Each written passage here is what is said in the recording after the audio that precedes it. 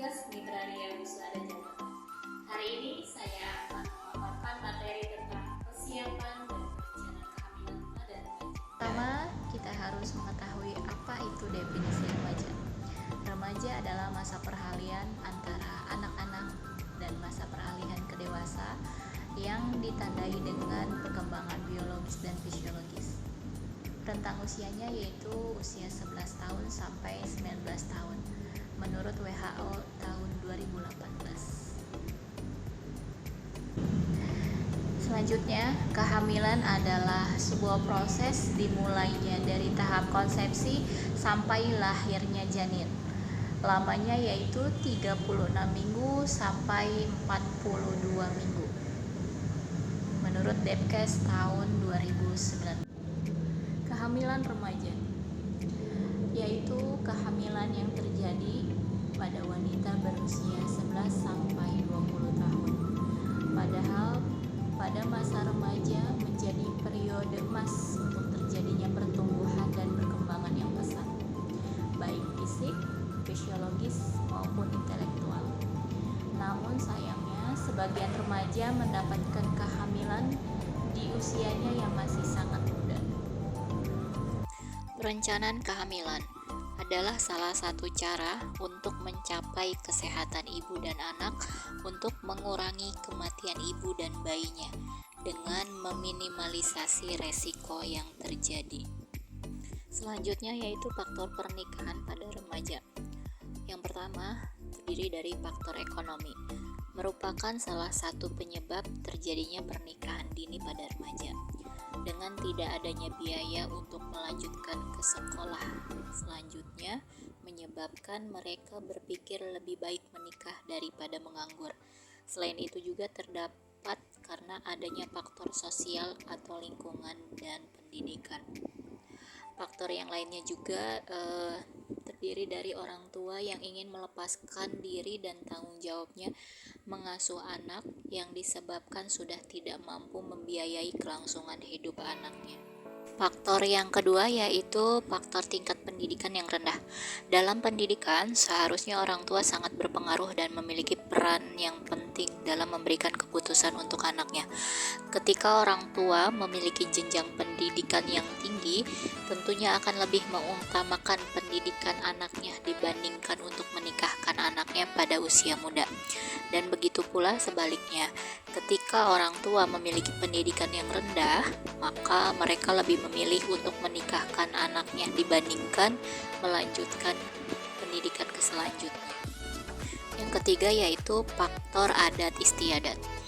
Orang tua memiliki ketakutan bahwa anak perempuannya jadi perawan tua atau tidak laku-laku ketika di usia tersebut belum menikah. Faktor yang keempat yaitu faktor media massa. Paparan media massa menjadi salah satu faktor terjadinya perilaku yang dapat memancing seseorang untuk menimbulkan rasa keingintahuannya menonton konten dewasa. Di hampir semua negara, dengan adanya faktor pencetus ini, paparan media yang sangat mudah diakses kapan saja dan di mana saja.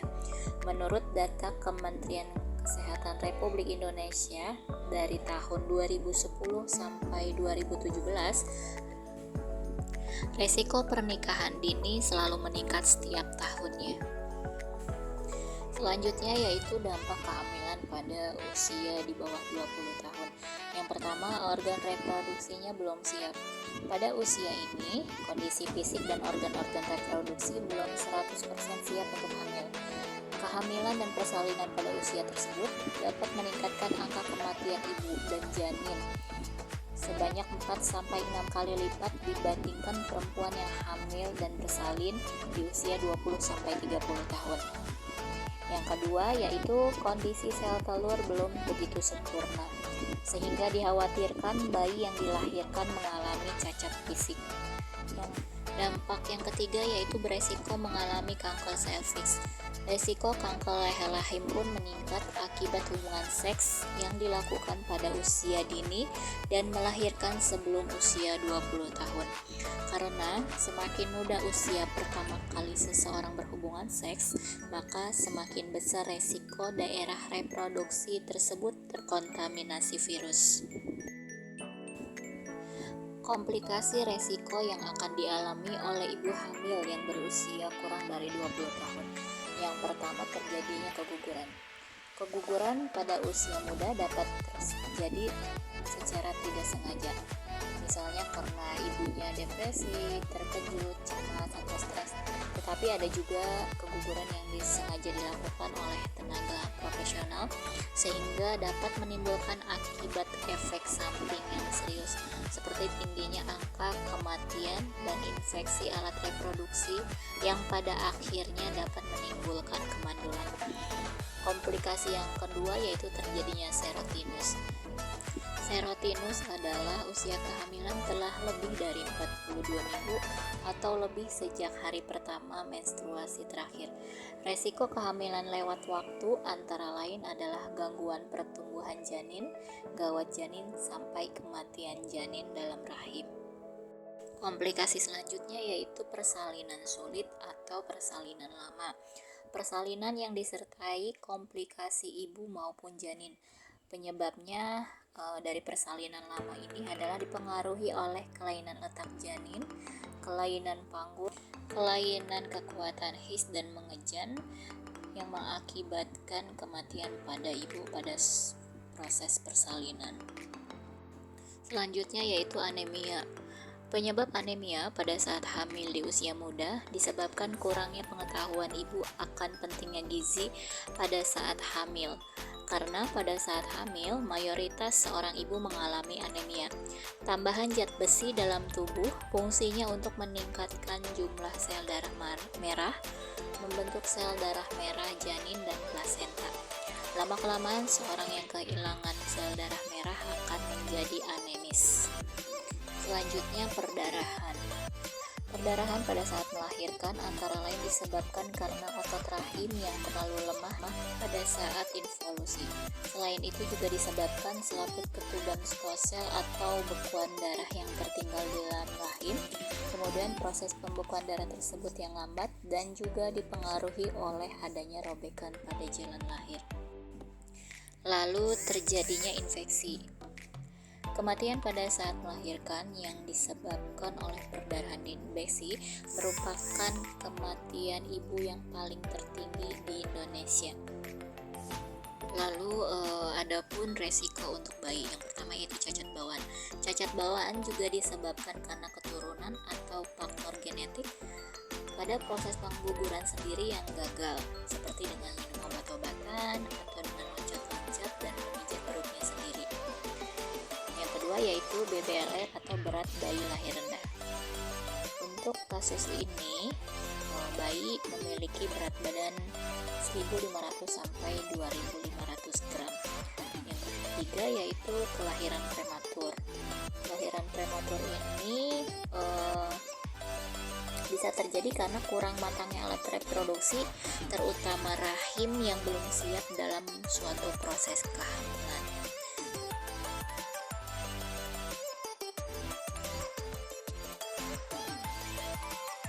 Menurut survei penduduk antar sensus atau SUPAS tahun 2015, Indonesia memiliki 305 kasus angka kematian ibu per 100.000 kelahiran hidup.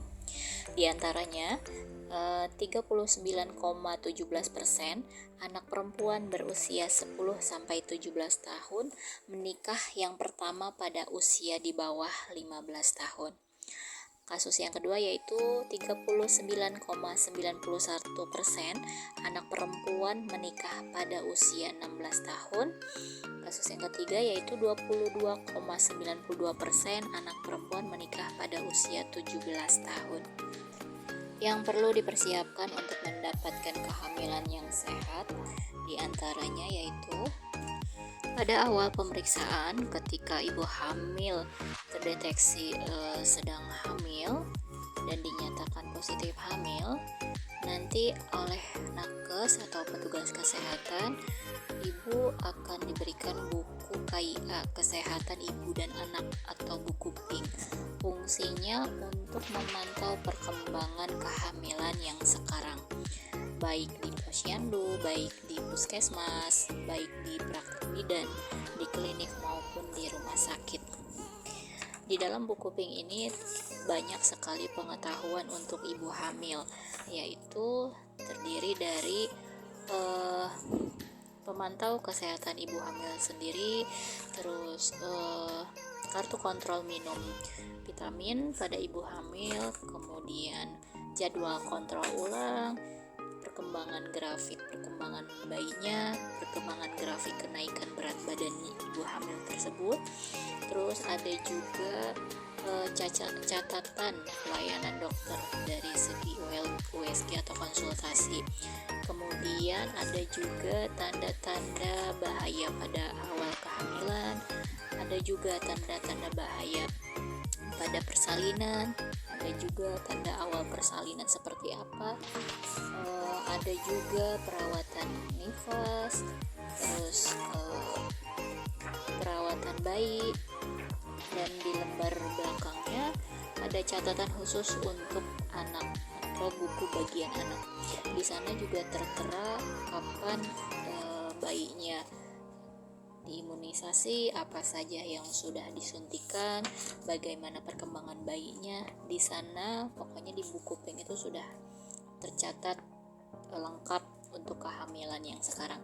Dan usahakan buku pink ini jangan sampai hilang, karena nanti untuk anak ibu masuk ke sekolah dasar menggunakan buku pink ini, karena wajib imunisasi dasarnya terpenuhi.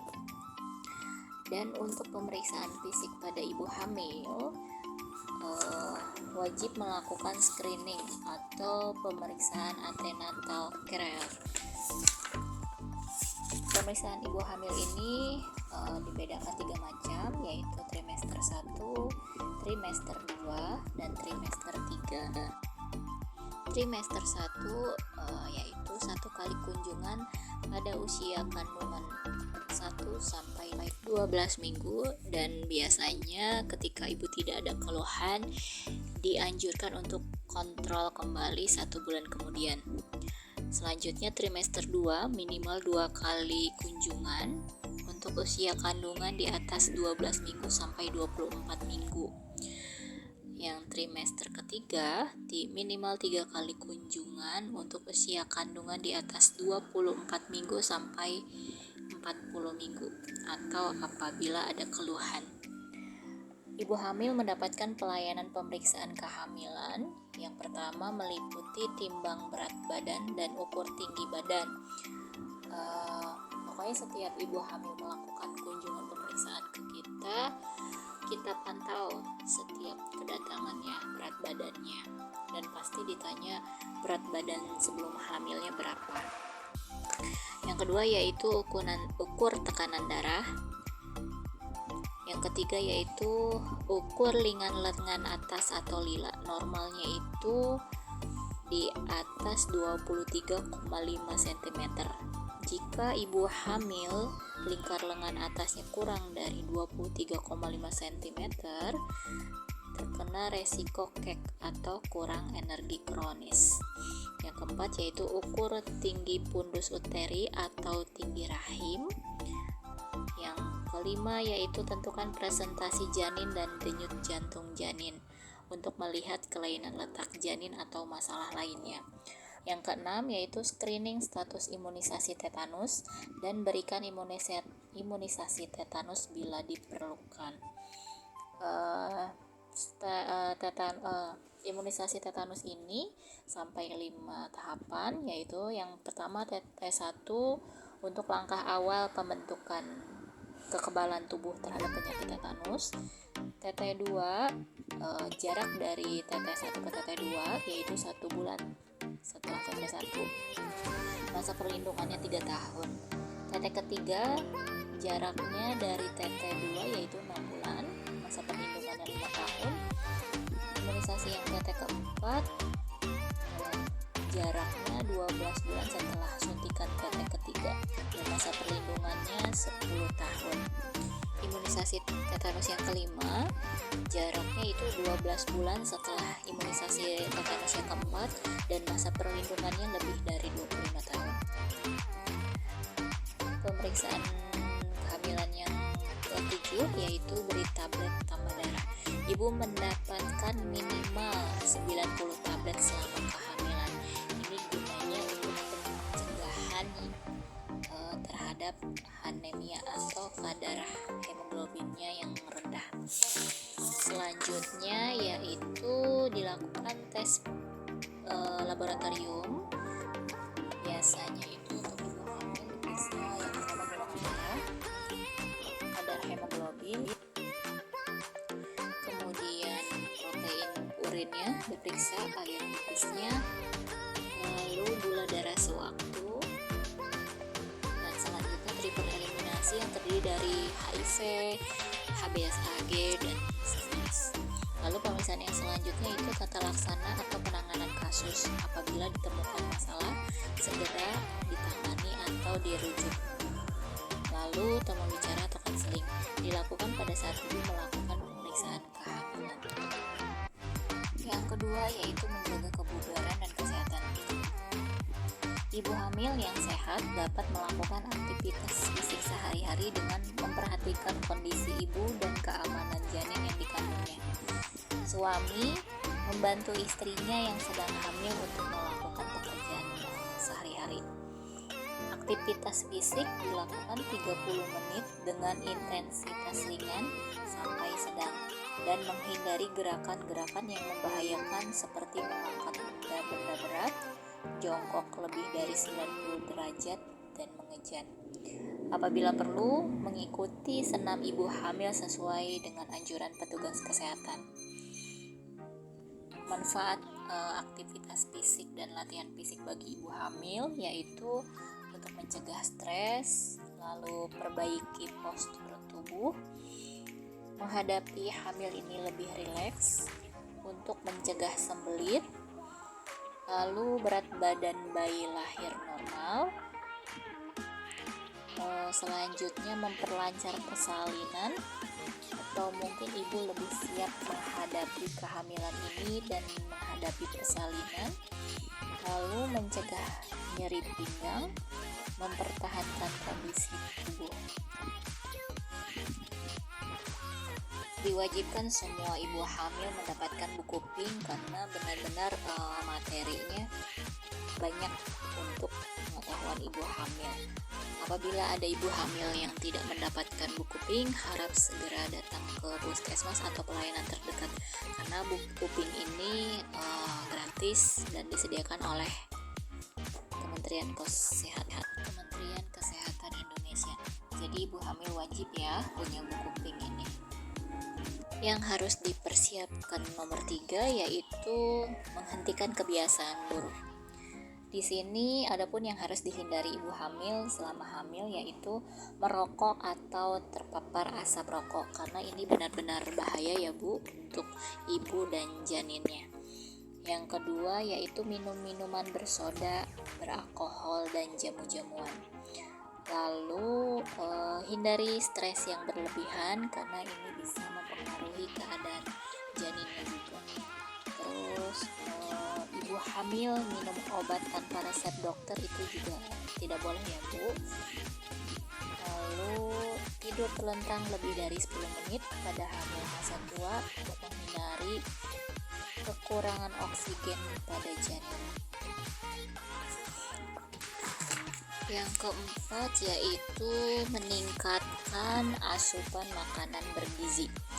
Intinya untuk ibu hamil itu makan sedikit tapi sering.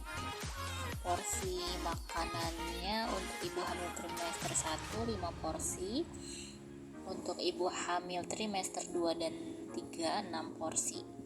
1 porsi nasi setara 100 gram atau 3 sampai 4 gelas nasi.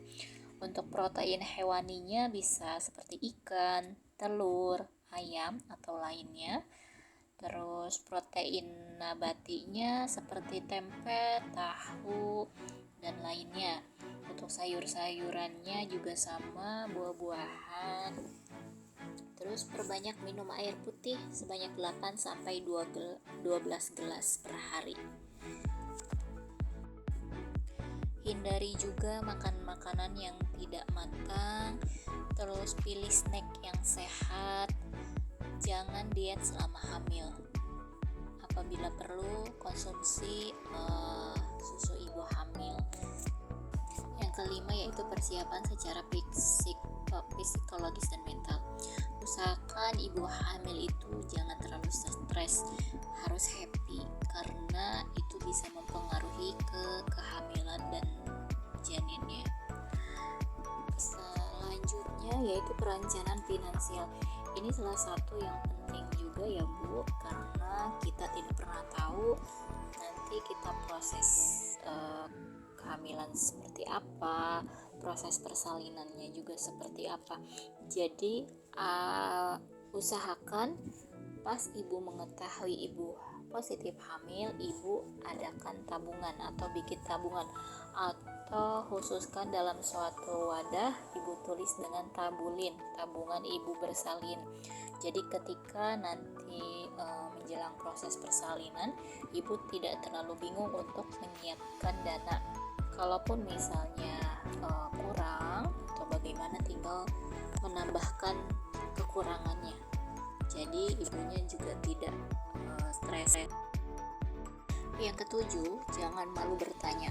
Ibu boleh bertanya atau konsultasi atau sekedar sharing kepada bidan atau petugas nakes lainnya, atau mungkin bisa kepada seseorang yang menurut ibu bisa percaya, atau bisa ibu ajak sharing, sehingga apapun itu yang ibu alami, ibu rasakan, ibu gelisah di kehamilan sekarang, ketika ibu meluapkan ceritanya kepada seseorang, jadi ibu merasa aman, merasa nyaman, merasa bahagia menghadapi atau menjalani kehamilan ini.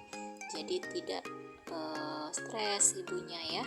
Jadi harus saling terbuka, bisa dengan suami, bisa dengan orang tua, bisa dengan keluarga ataupun petugas kesehatan. Yang selanjutnya yaitu ambil kelas khusus ibu hamil atau ikuti kelas ibu hamil. Nah, ini menurut saya sangat penting ya Bu, untuk ibunya lebih mempersiapkan lagi kehamilan dan persalinan yang sekarang. Dengan mengikuti kelas ibu hamil ini akan diperoleh suatu informasi tentang kehamilan, persalinan, perawatan masa nifas, perawatan bayi baru lahir, terus kebutuhan dan pemenuhan gizi, serta pelayanan kesehatan yang diterima. Ibu harus mengikuti kelas ibu hamil dan minimal 1 kali diikuti oleh suami. Jadi suaminya juga bisa belajar Bu, bukan hanya ibu saja. Ketika nanti bayi sudah lahir, ada masa-masanya suami juga harus ikut serta untuk menjaga dede bayinya ya. Misalnya ayahnya kerja di pagi hari sampai sore hari, terus nanti gantian ibunya yang jaga dari pagi sampai sore. Setelah ayahnya istirahat pulang kerja, lalu malam ayahnya gantian jaga dede bayi, ibunya istirahat. Harus saling bisa bekerja sama ya Bu ya. Terus ayahnya juga biar bisa mengetahui kalau misalnya terjadi sesuatu di kehamilan ibu atau mungkin ada keluhan apa, ayahnya sigap harus melakukan apa atau pergi kemana atau konsultasi dengan siapa.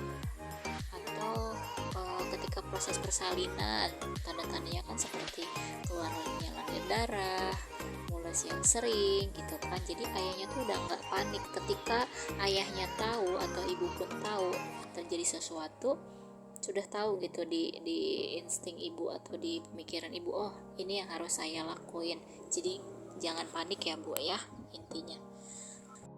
Sekian pemaparan dari saya tentang persiapan dan perencanaan kehamilan. Kurang lebihnya mohon maaf. Wabillahi taufiq wal hidayah. Wassalamualaikum warahmatullahi wabarakatuh. Terima kasih. Sarangeo.